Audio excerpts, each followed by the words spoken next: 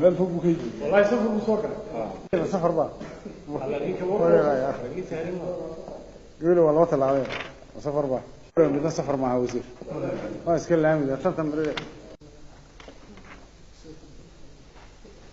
waxaan kan idin soo gudbinayaa go'aamo ka soo baxay golaha wasiirada ee Jamhuuriyadda Soomaaliland.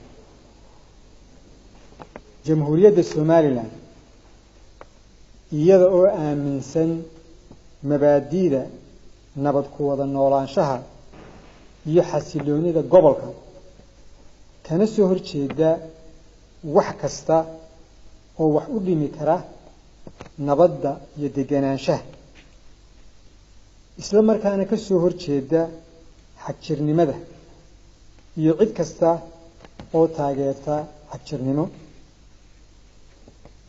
Jamhuuriyadda Soomaaliland iyadoo isla markaa tixgelinaysa cilaaqaadka taariikhiga ah ee dhaqan, dhaqaale iyo siyaasi ee ka dhaxeeya Jamhuuriyadda Soomaaliland iyo wadamada khaliijka.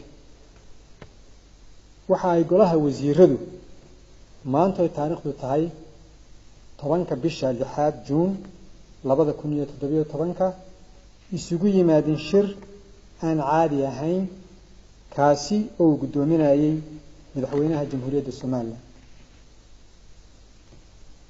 Shirka golaha wasiiradu wuxuu ku saabsanaa khilaafka siyaasi ee ka dhaxeeya dalalka khaliijka iyo mowqifka Jamhuuriyadda Soomaaliland ay ka qaadanayso.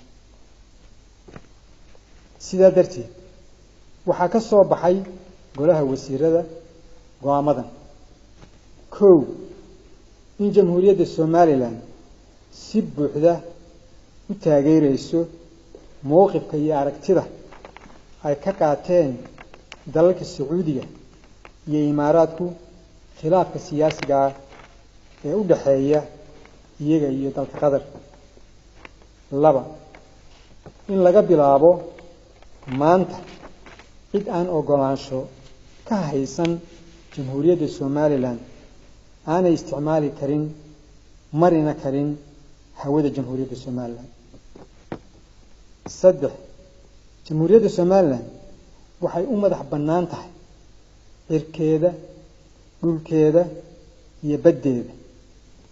Soomaaliya kama taliso mana bixin karto ogolaansho cidi ku isticmaali karto dhulka iyo badda Jamhuuriyadda Soomaaliland iyo cirka Jamhuuriyadda Soomaaliland.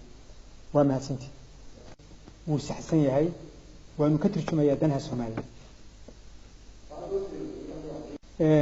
qodobkaas go'aankaas halkan kuma jiro go'aan ah in la saarayo heedaha Imaaraadka ka qaata deeqaha qadar ka qaata kuma jirto. waxaynu ka hadlaynaa mowqifkii ay ka qaateen khilaafka ka dhaxeeya Sacuudiga iyo Imaaraadka iyo Qatar. kaas aynu ka hadlaynaa runtii.